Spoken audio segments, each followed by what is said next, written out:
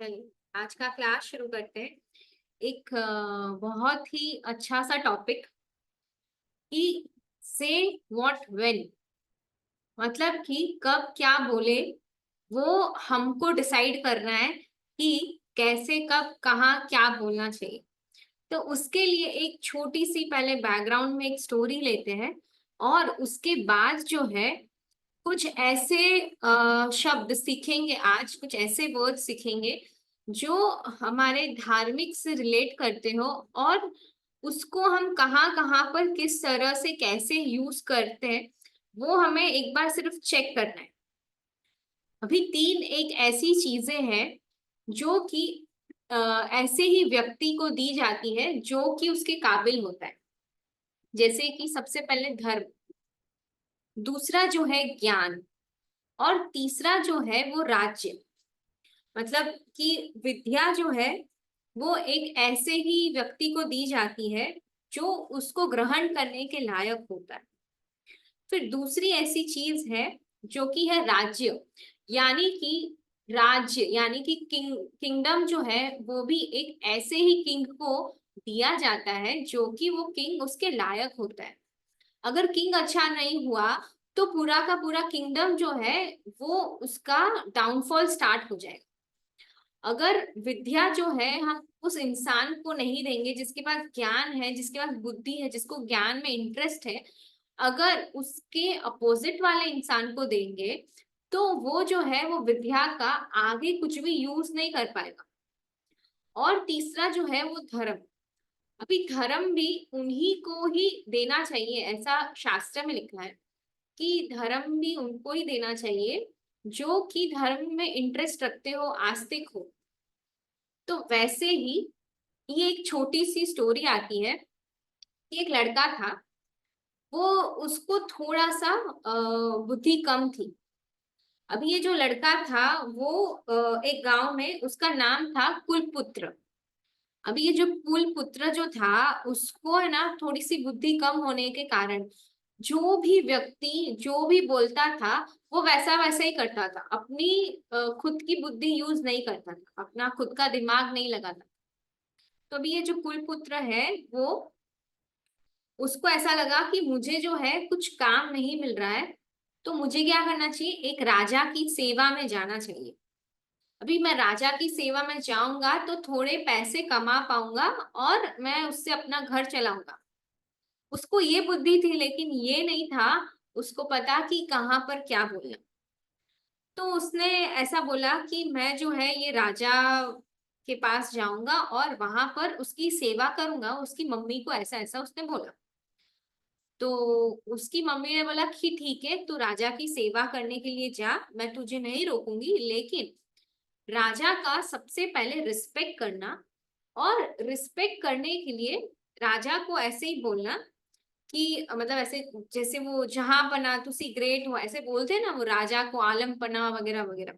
उसकी मम्मी ने ऐसे सिखाया कि ऐसे ऐसे जुहार करना और ऐसे ऐसे झुक के उनको सलाम करना, रिस्पेक्ट देना उनको। उसने बोला कि ठीक है, और जब भी राजा आए तेरे सामने जोर से एकदम बोलना, राजा सलामत रहे, वैसे वैसे वर्ड्स, आप जो भारी भारी वर्ड्स है ना वैसे यूज करना। तो उसके बेटे को वो अच्छे से मतलब वो सिखा के भेजती है। उसको पता है, मम्मी को पता है कि जो उनका बेटा है उतना ज्यादा बुद्धिशाली नहीं है। तो उसने बोला कि आप राजा की सेवा में जा रहे हो तो ऐसे से जहां पना तुसी ग्रेट हो, आलम पना, ये वो ऐसे करके जोर जोर से जुहार देना ऐसे। ठीक है, वो आगे निकलता है राजा की सेवा के लिए, वो अपने गांव से जाता है किंगडम, जहां पर राजा का जो किंगडम है वहां पर जाता है। अभी ये रास्ते में जा रहा है, वहां पर कुछ अ, गुंडे लोग वगैरह जो है वो रास्ते में, मतलब शिकारी, सॉरी गुंडे तो नहीं, शिकारी वगैरह जो है वो शिकार करने के लिए झाड़ियों के पीछे छुपे हुए थे। अब ये झाड़ियों के पीछे छुपे हुए थे और वो जो है वो ऑस्ट्रिच वगैरह का शिकार करने के लिए निकले थे। तो वो झाड़ियों के पीछे छुपे हुए के कारण वो ऑस्ट्रिचेस को दिख नहीं रहे थे कि शिकारी हमारा शिकार करने, वो ऑस्ट्रिचेस और आराम से घूम रहे थे जंगल में।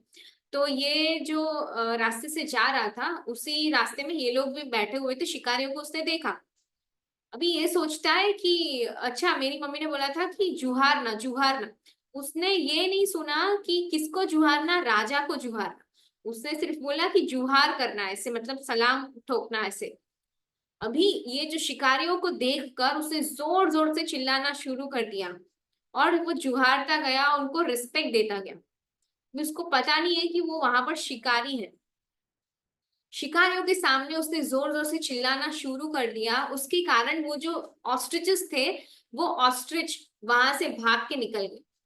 और ये जो शिकारियों जो शिकार करने के लिए आए थे ऑस्ट्रिच के, वो शिकार कर नहीं पाए।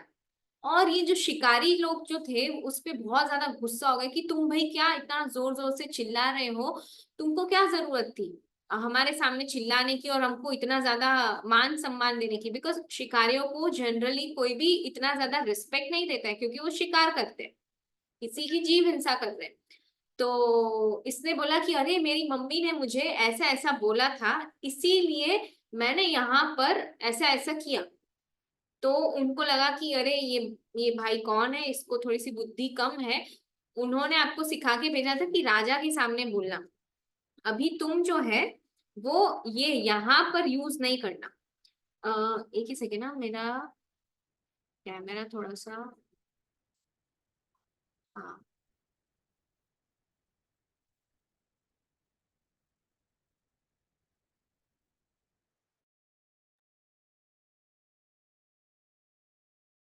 तो आगे बढ़ते हैं, शायद कैमरा स्टार्ट, हाँ हो गया, ओके। तो इसने बोला कि अरे देखो, ऐसी जगह पर जहां पर छुप के कोई बैठा हो ना, तो वहां पर ऐसे नहीं बोला जा सकता। वहां पर एकदम मंद स्वर में और छुपे छुपे हुए अगर कोई बैठा हुआ है तो मंद स्वर से ही बात करना चाहिए, और छुप के ही रहना चाहिए ऐसे। अभी उसने ये जो सिखामण है वो बहुत ज्यादा अच्छे से याद रख ली। अभी वो आगे जाता है। अभी आगे जाते ही उसको जो है ये धोबी, मतलब कि लॉन्ड्री वाला, वो उसको दिखता है। और लॉन्ड्री वाला जब दिखता है तो उसने क्या किया कि वहां पर जो है वो छुपी छुपी तरह से, वो जो मतलब जैसे वो हाइड एंड सीक खेलते हैं, वैसे वो जो है वो चले जा रहे हैं। और वहीं पे वो जहाँ पे वो लॉन्ड्री वाला वो जो धोबी था वहां पर बैठा हुआ था, और वहीं पे जो है वो कोई चोर आके बैठ गया। उसके घर में किसी ने चोरी कर दी। अभी ये जो चोरी करने चला गया, उसके बाद उन्होंने क्या किया कि वहां पर ये जो बंदा था कुलपुत्र, जो अपने गांव से निकला था पहले, वो ऑस्ट्रिचेस जो शिकारियों के जहां पर वो था, वो उनके पास उसने जो सिखावन दी थी वो याद करता है और बोलता है कि यहाँ पर जब चोर चोरी कर रहा है तो उसने कुछ भी नहीं किया। उसने क्या किया, वहां पर कुछ आवाज भी नहीं निकाली, और वहां पर जो है वो छुप के और खुद ही छुप कर बैठ गया। मतलब पहले उसकी मम्मी ने उनको सिखामण दी थी कि राजा के सामने जोर जोर से बोलना, लेकिन उसने किसके सामने जोर से बोला, शिकारियों के सामने। शिकारियों ने सलाह दी थी कि अभी आप है ना ऐसा मत करना, जोर जोर से कुछ भी नहीं बोलना, आप जो है छुप कर रहना। अभी ये जो है वहां पर ये चोर आते हैं, और जो चोर है वहां पर वस्त्र की चोरी करता है। मतलब वो जो लॉन्ड्री वाला जो रहता है, धोबी रहता है, वहां पर वस्त्र की चोरी कर रहा होता है। और चोरी करते करते वो जो चोर है वो तो निकल गया, लेकिन ये जो बंदा था वो वहीं पे रह गया। अभी चोर तो निकल गया और ये यहाँ पर छुप के बैठा हुआ है, बिकॉज उसने बोला था कि छुप छुप के रहना ऐसे करके। अभी चोर निकल गया चोरी करके, धोबी बोलता है, वो लॉन्ड्री वाला बोलता है कि मेरे कपड़े कहाँ हैं। और ये जो इंसान छुप के बैठा हुआ था उसको वो चोर समझ लेता है, और उसको जो है वो धोने लगता है, मारने लग जाता है। अभी ये बोलता है कि अरे मैंने कुछ किया ही नहीं है, मेरे को तो वो जो शिकारी थे उन्होंने ये सलाह दी कि आपको है वो छुप छुप के बैठना चाहिए, छुप छुप के रहना चाहिए। इसीलिए वो पूरी स्टोरी जो है वो लॉन्ड्री वाले को बोलता है कि मैं घर से निकला था, मेरी मम्मी ने ये सलाह दी, फिर शिकारियों ने ये सलाह दी। वो चोर तो चोरी करके चला गया, लेकिन मैं चिल्लाया नहीं, क्यों? क्योंकि मुझे शिकारी ने मना किया। अभी इसने वापस अपनी बुद्धि का इस्तेमाल नहीं किया, और ये जो धोबी है वो और भी ज्यादा उसको ऐसे और सिखामण देता है। वो जो धोबी है वो बोलता है कि ऐसे प्रसंग पे तो है ना, वो मतलब ऐसा बोल सकते हैं कि ऐसे प्रसंग पे आपको बोलना चाहिए कि साफ थई जाओ, मतलब कि साफ हो जाओ, साफ हो जाओ। ऐसे बोलना चाहिए अगर जब कोई चोर चोरी करने के लिए आता है। अभी वो आगे जो है वो आगे जाता है, कहाँ पर जाता है, और आगे आगे वो रास्ते के अंदर जा रहा है। थोड़ा सा आज कैमरा का प्रॉब्लम लग रहा है, वो अच्छे से कनेक्ट नहीं हो पा रहा है, तो बार बार शायद वीडियो आया जाएगा रहेगा, लेकिन ऑडियो परफेक्टली आपको सुनाई देगा।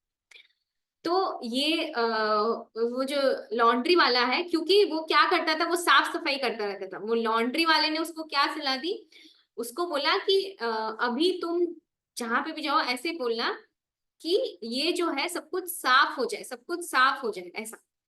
अभी वो आगे खेतर के अंदर जाता है और खेतर के अंदर वो देखता है जो खेडूत वगैरह है, जो फार्मर्स वगैरह है, वो खेती कर रहे होते हैं। तो खेती कर रहे वो जो खेडूत वगैरह जो है, मतलब फार्मर्स है, वो सीड्स को मतलब वो जो बीज है वो डाल रहे फार्मिंग के लिए। लेकिन वो वहां पर जाके क्या बोलता है सबके सामने कि ये जो है सब कुछ साफ हो जाना चाहिए, सब कुछ साफ हो जाना चाहिए। तो अभी ये जो फार्मर्स वगैरह है उनको इतना ज्यादा गुस्सा आता है कि अरे भाई, हम तो है वो इतना ज्यादा मेहनत कर रहे हैं और हमारी मेहनत को आप ये बोल रहे हो कि ये सब कुछ साफ हो जाना चाहिए, साफ हो जाना चाहिए, ये क्या बात हुई। तो ये जो खेडूत वगैरह है वो उसको बहुत ज्यादा उस पर चिल्लाते हैं कि आपको कुछ अक्ल है कि नहीं है, हम जो है इतनी मेहनत कर रहे हैं और यहाँ पर आप ऐसा बोल रहे हो कि सब कुछ साफ हो जाना चाहिए। तो उसके लिए उसको मारते हैं। फिर वो जो कुलपुत्र है पूरी स्टोरी सुनाता है वापस से कि मम्मी ने ऐसा बोला था, शिकारी ने ऐसा बोला था, वो लॉन्ड्री वाले ने ऐसा बोला था। अभी इसीलिए मैं ये वर्ड्स यूज कर रहा हूँ। ओ गॉड, वो ऐसे वो फार्मर जो है इतना ज्यादा बोलते हैं कि अरे तुमको उसने कहाँ पर क्यों यूज करने के लिए बोला है, आप वहां पर वो सेंटेंस को यूज ही नहीं कर रहे हो। तो फिर वो कुलपुत्र है वो पूछता है मतलब अभी क्या मैं मेरे को बोलना चाहिए।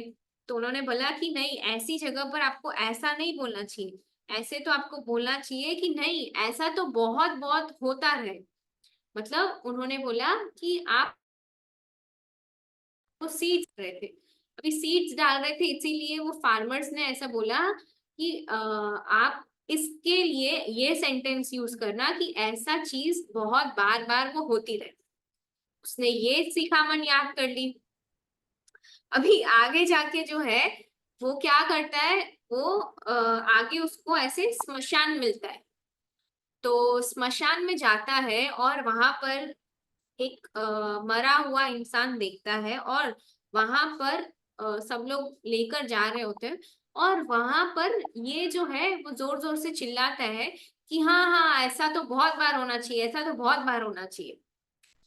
तो सारे के सारे जितने भी लोग उस स्मशान की यात्रा पे जा रहे थे और जितने भी लोग ये चीजें ले मतलब वो जो शव लेकर जा रहे थे, जो मरा हुआ इंसान को लेकर जा रहे थे, उनके वो सारे के सारे लोग वहां पर उसको पीटने लग जाते हैं कि क्या आपको अकल है कि नहीं है, आप ये चाहते हो कि इंसान बार बार मरते रहे, मरते रहे, मरते रहे।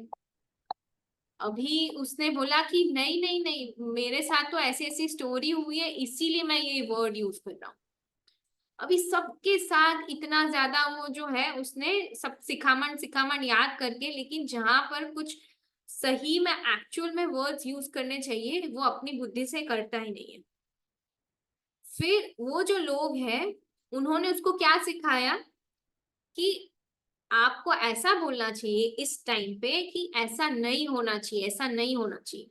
अभी ये वर्ड उसके दिमाग में फिट हो गया, बाकी आगे के सारे वर्ड्स वो भूल गया। अभी वो जो मतलब वो जो रास्ते में जा रहा था, अभी तो किंगडम जो है उससे बहुत ज्यादा दूर था, तो ये सारी चीजें उसके पास एक के बाद एक के बाद एक कंटिन्यूअसली उसके साथ हो रही थी। अभी ये जो है ये एक मतलब जहां पर एक मैरिज हॉल था, वहां पर बड़े से ऐसे मतलब पूरा ओपन प्लॉट था, वहां पर शादी हो रही थी। और वहां पर जाके क्या बोलता है कि नहीं नहीं नहीं, ऐसा नहीं होना चाहिए, ऐसा नहीं होना चाहिए। और वैसे ही जहां पर वो शादी हो रही थी ना, वहां पर ये जो है जोर जोर से चिल्ला रहे कि ऐसा नहीं होना चाहिए, ऐसा नहीं होना चाहिए। और वहीं पे पूरे मंडप के लोग जितने भी रिलेटिव्स थे सब लोग इसको आके पीटने लग जाते कि तुमको कुछ अक्ल है या नहीं है, तुम ऐसे कैसे बोल सकते हो। और फिर ये जो जितने भी लोग होते हैं उसकी पूरी बैकग्राउंड स्टोरी सुनते हैं वापस। तो वो एक एक करके ऐसे ऐसे स्टोरी सुनाता गया। फिर उन्होंने बोला कि नहीं, ऐसे समय पे तुमको क्या बोलना चाहिए कि ऐसा तो हर टाइम होना चाहिए। तो ये सेंटेंस अभी उसने याद रखा, और बाकी के जो पिछले के सेंटेंसेस थे वो सब भूल गया। और उसके बाद जो है वो आगे जाता है। उसमें एक जो अपराधी था, मतलब कि एक जो था गुंडा था, उसको जेल के अंदर डाल रहे थे। अभी जेल के अंदर डाल रहे थे, वो अपराधी को देख के, वो गुंडे को देख के उसने उसके सामने क्या बोल दिया कि हाँ, ऐसा तो हर रोज होना चाहिए, ऐसा तो हमेशा होना चाहिए। तो अभी ये जो है, उस गुंडे को बहुत ज्यादा गुस्सा आ गया, और उसको जो है वो मारने के लिए दौड़ा। और उसने क्या बोला अभी कि आपको इस टाइम पे क्या सेंटेंस बोलना चाहिए कि मुझे जो है इससे जल्दी छुटकारा मिले। तो ऐसा करते करते ये जो है एक घर में, मतलब बहुत सारा उसके पास ऐसे वो मटेरियल इकट्ठा हो गया था, और वो कुछ ना कुछ हर टाइम पे हर जगह कुछ ना कुछ गलत ही बोलने लग गया। तो उसको क्या हुआ कि जहां पर भी, जिस भी सभा में जाता था, जहां पर भी वो जाता था, हर एक जगह से, हाँ कैमरा ऑन हो गया, ओके, हर एक जगह से उसको जो है वो तिरस्कार ही मिल रहा था। हर एक जगह से उसको मार पीट रहे थे, उसको हर एक जगह से निकाल रहे थे, और कुछ ना कुछ उसको बोले जा रहे थे। क्यों? क्योंकि वो अपनी बुद्धि यूज नहीं कर रहा था, और हर एक जगह पर उल्टा फुल्टा बोले जा रहा था। उसने खुद की बुद्धि यूज ही नहीं की कभी, कि किस जगह पर कौन सा क्या सेंटेंस बोले। उसके कारण वो कभी राजा तक पहुंच ही नहीं पाया, और उसके कारण वो जब, मतलब राजा तक तो पहुंच गया, लेकिन राज दरबार के अंदर नहीं पहुंच पाया, राजा के पास तक नहीं पहुंच पाया। क्यों? क्योंकि उसके जितने भी मंत्रीगण थे, उनको वो, मतलब जो भी किंगडम को संभालने वाले जो मंत्रीगण वगैरह भी रहते हैं ना, वो बहुत ज्यादा स्मार्ट रहते हैं, क्योंकि तभी वो किंगडम को चला पाएंगे। और राजा को भी अच्छे से अगर कुछ ना कुछ राज्य के अंदर सलाह सूचन देनी होती है, तो मंत्रीश्वर एकदम स्मार्ट होते हैं। जैसे कि अकबर और बीरबल की स्टोरी आपने सुनी होगी बहुत जगह पर, कि जो अकबर था उसके पास ऐसे 9 रत्न थे कि जिनके कारण ये अकबर का पूरा जो वर्चस्व था, उसका जो पूरा किंगडम था, इतना सुपर डुपर हिट चलता था कि अकबर को कोई हरा नहीं सकता था। और सबसे ज्यादा उसका जो मंत्री इतना ज्यादा स्मार्ट था, बिरबल के जैसे, मतलब बिरबल जो था, इतना ज्यादा स्मार्ट होने के कारण, इतना ज्यादा बुद्धिमान होने के कारण, अकबर जो है वो कहीं पे भी हार को फेस नहीं कर रहा था। तो वैसे ही कोई भी किंगडम को चलाना होता है, तो उसके जो मंत्रीगण वगैरह रहते हैं वो बहुत ज्यादा स्मार्ट रहते हैं। तो ये जो मंत्रीश्वर ने, वो राजा तक इसको, ये जो अपने घर से निकल के आया था राजा की सेवा करने के लिए, इसको कभी राजा तक पहुंचने ही नहीं दिया। क्यों? क्योंकि उसमें बुद्धि ही नहीं थी। वो राजा की सेवा करेगा, कुछ ना कुछ उसको उल्टा फुल्टा दे देगा खाने के लिए या फिर पहनने के लिए, या फिर कुछ ना कुछ राजा ने कुछ और बोला होगा और कहीं और जाके वो कुछ और कर दिया, तो भाई क्या होगा किंगडम का? वो टाई टाई फिश हो जाएगा। इसीलिए ये जो है, इसने कभी राजा की सेवा में वो गया ही नहीं, और जो उसको फाइनेंशियल स्टेबिलिटी चाहिए थी वो भी नहीं मिल पाई।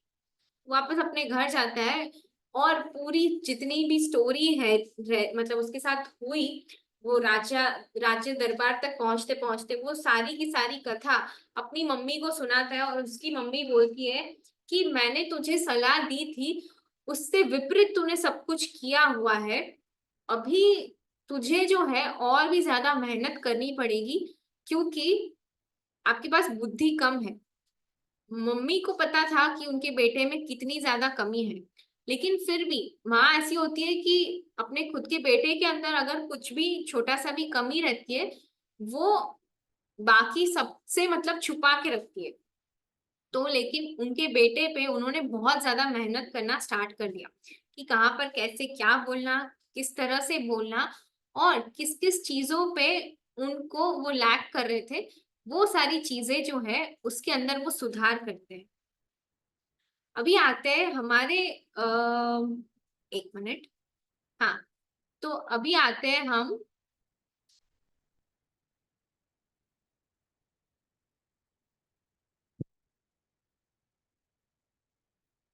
मैं यहाँ पे कुछ कुछ पिक्चर्स यहाँ से शेयर कर रही हूँ कि हम जो है हम जैसे कि मंदिर वगैरह में जाते हैं, उपाश्रय के अंदर जाते हैं या फिर किसी इंसान को मिलते हैं, तो हमारे ऐसे कैसे कैसे वर्ड्स हैं कि हम जो ऐसे वो धार्मिक जो वर्ड्स हैं वो कहाँ कहाँ पर किस किस जगह पर हमको ऐसे यूज करना चाहिए। बिकॉज जब हम उपाश्रय वगैरह के अंदर जाते हैं, अगर साधु भगवान मिले, उनको नमो जीनानम बोल दिया तो वो नहीं चलता है। उनको क्या बोलना होता है? उनको बोलना होता है मथेन मंदावी। तो ऐसे ऐसे कुछ वर्ड्स है जो कि जहां पर जिस तरह से जिसका प्रॉपर बोला जाता है वो हमको वैसा यूज करना आना चाहिए। तो जैसे कि आप यहाँ पर देख सकते हो, सबसे पहला है नमो जिनानम। जब भी हम कोई मंदिर वगैरह देखते हैं या फिर मंदिर की ध्वजा भी देखती है, हम लोग दूर से देख लेते हैं अपनी मंदिर की ध्वजा, तो हमको दूर से ही वो ध्वजा अगर दिखाई दे तो हमको सबसे पहले सिर झुकाकर नमो जिनानम बोलना चाहिए। दूसरा आता है मथ एण वंदामी। कोई भी साधु साध्वी जी भगवंत हो, कोई भी प्रांत के हो, कोई भी तिथि के हो, कोई भी मतलब साधु साध्वी जी, आपको कोई भी वेश ऐसा दिखे कि जो अपने साधु साध्वी जी है, उनको देखकर मन में ऐसी भावना भानी चाहिए कि इनको देखकर मस्तक झुकाकर मथएण वंदामी बोलना चाहिए, दो हाथ जोड़कर, अगर हो सके तो इफ पॉसिबल। अगर नहीं हो सके तो एटलीस्ट थोड़ा सा सिर झुकाकर उनको क्या बोलना चाहिए? मथएण वंदामी। तीसरा आता है, हम मतलब ऐसा प्रचलित है कि अगर हम जैन है और अगर सामने वाला भी जैन है तो हम उनको जय जिनेन्द्र बोलते हैं।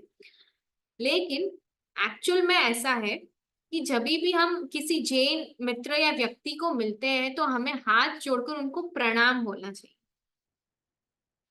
फिर नेक्स्ट आता है, अगर हम किसी अन्य धर्मी को मिल रहे हैं, मतलब कि कोई कोई जो है वो नॉन जैन है, उनको हमको एक्चुअल में जय जिनेन्द्र बोलना चाहिए। फिर नेक्स्ट आता है, अगर कोई हमारे घर पे साधु या साध्वी जी भगवत आते हैं तो हम हमको उनके लिए कर दिया। क्या? हाँ? पिक्चर क्या? नहीं, क्या? क्या? एक पिक्चर नहीं दिख रही है क्या?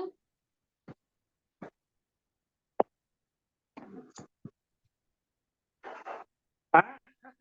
क्या? हाँ, ओके, अभी शायद दिख रही होगी।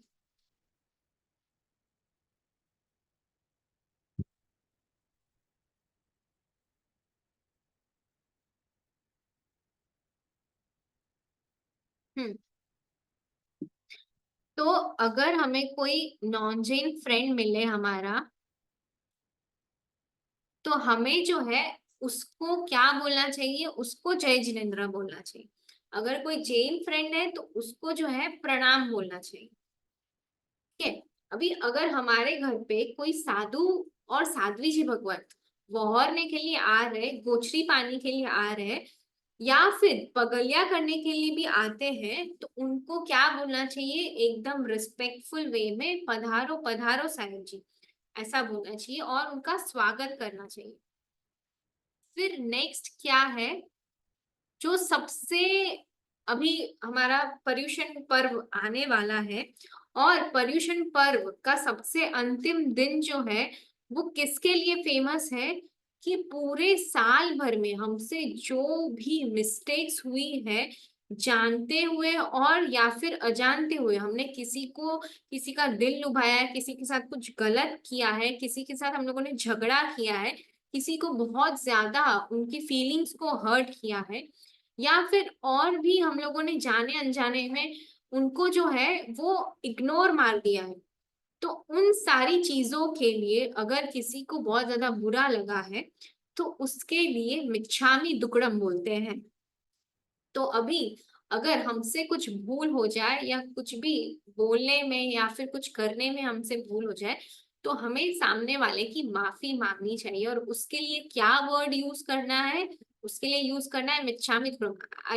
आई गेस आप सभी को ये सारी चीजें पता ही होगी, लेकिन फिर भी अगर कुछ नए बच्चे ज्वाइन हुए हैं तो ये उनके लिए है। अभी नेक्स्ट जो है, हाँ, ये एक थोड़ा सा कंफ्यूजिंग है, क्योंकि है ना, जब हम सुबह में किसी किसी साधु भगवंत को, साध्वी जी भगवंत को वंदन करने जाते हैं, तो उनको वंदन के लिए जब सुबह का जो टाइम रहता है, मतलब कि 12 बजे तक, तब जो है वो वंदन के अंदर हम सुहराई यूज करते हैं, सुहराई। और फिर पूरा वंदन हम बोलते हैं। और 12 बजे के बाद हम क्या बोलते हैं वंदन के अंदर? सुह देवसी। ठीक है, वो मतलब देवसी यानी कि शाम, मतलब 12 बजे के बाद, मध्याह्न के अंदर 12 बजे के बाद साधु साध्वी जी भगवंत को वंदन करे तो हम सुह देवसी बोलना चाहिए। और जब हम कभी रात को उनके पास से अगर प्रतिगमन करने के निकले हो, या फिर हम उनको रात को कभी ऐसे मिलने के लिए गए हो, मतलब जनरली कैसा होता है कि साध्वी जी भगवंत को सिर्फ श्राविका बहनें मिल सकती है, मतलब या फिर लड़कियां मिल सकती है रात को, शाम होने के बाद, सूर्यास्त के बाद। और श्रावक यानी कि जो लड़के लोग हैं वो सिर्फ साधु भगवंत को शाम होने के बाद मिल सकते हैं। तो जब अगर शाम में आप जा रहे हो वंदन करने के लिए, लेकिन वंदन नहीं हो पाते, तो सूर्यास्त के बाद क्या करना चाहिए? उनको सिर्फ हाथ जोड़कर क्या बोलना चाहिए? त्रिकाल वंदना। त्रिकाल वंदना यानी कि तीनों काल की वंदना मैं आपको कर रहा हूं। अगर अपने सुबह नहीं जा पाए, दोपहर को नहीं जा पाए, लेकिन हमको कब टाइम मिला? हमको शाम को सीधा टाइम मिला। जैसे हमारी स्कूल वगैरह होती है, कॉलेज होती है, ट्यूशंस होता है, हम बहुत ज्यादा बिजी शेड्यूल लेकर चल रहे हैं, लेकिन वो एक बार तो अगर हमारे उधर साधु भगवान या साध्वी जी भगवान विराजमान है, तो उनको वंदन करने अवश्य जाना है।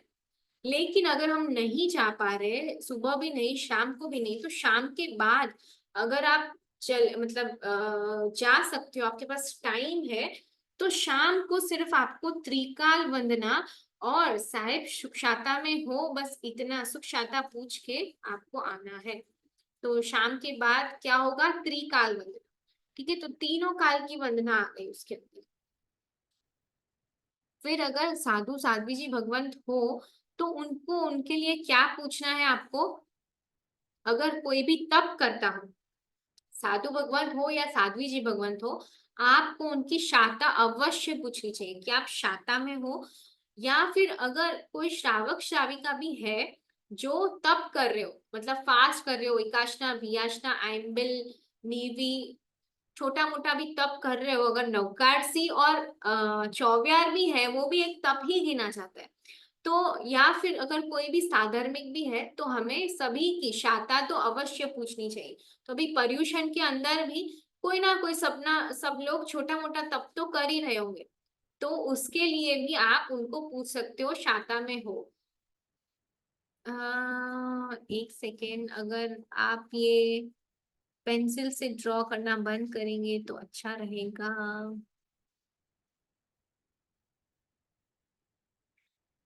और जब भी कोई हमको शाता पूछता है, तो हमें क्या बोलना चाहिए सामने?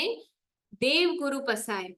मतलब कि हाँ, अगर मैं तप में हूं और मेरी किसी ने शाता पूछी, तो मुझे रिप्लाई में क्या बोलना चाहिए? देव गुरु पसाय।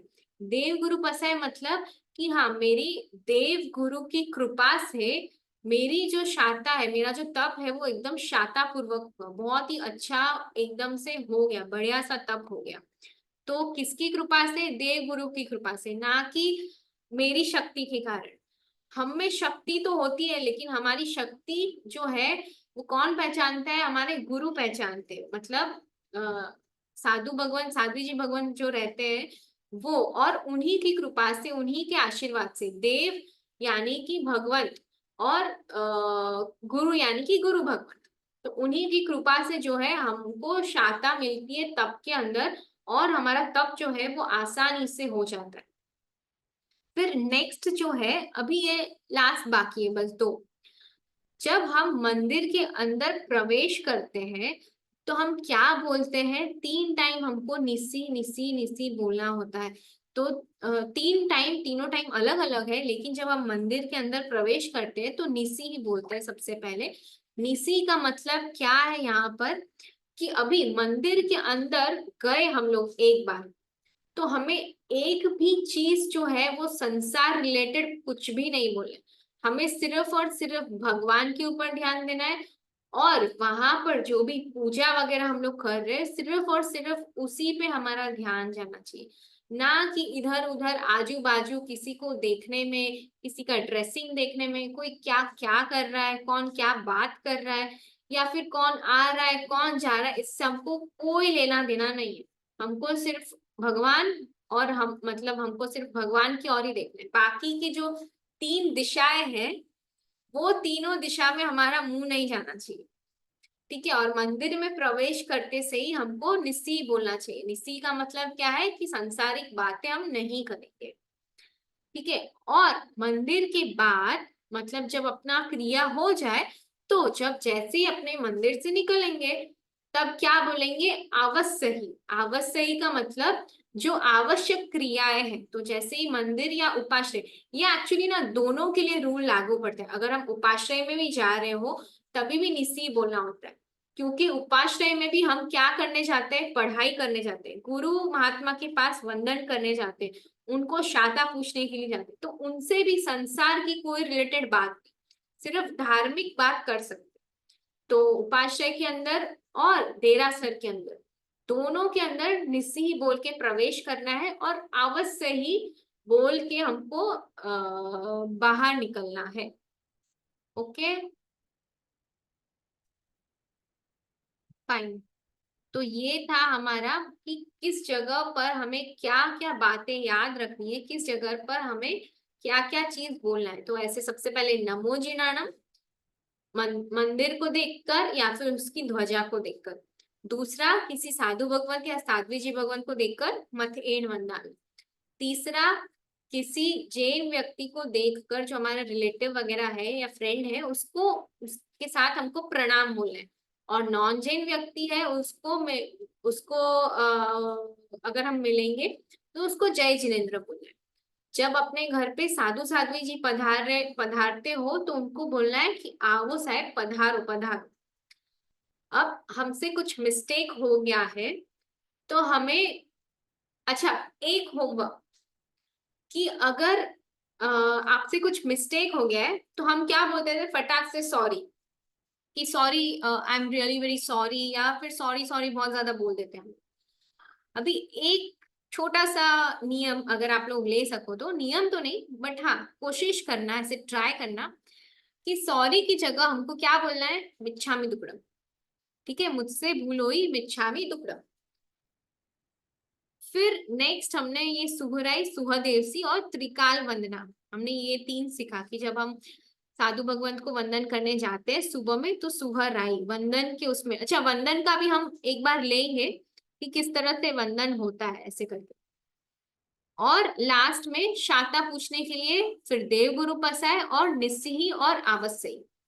तो ये कुछ कुछ ऐसी चीजें हैं जो बहुत ही ज्यादा आवश्यक है, इसीलिए हम थोड़ा सा ये आज हम लोगों ने ये वाला किया।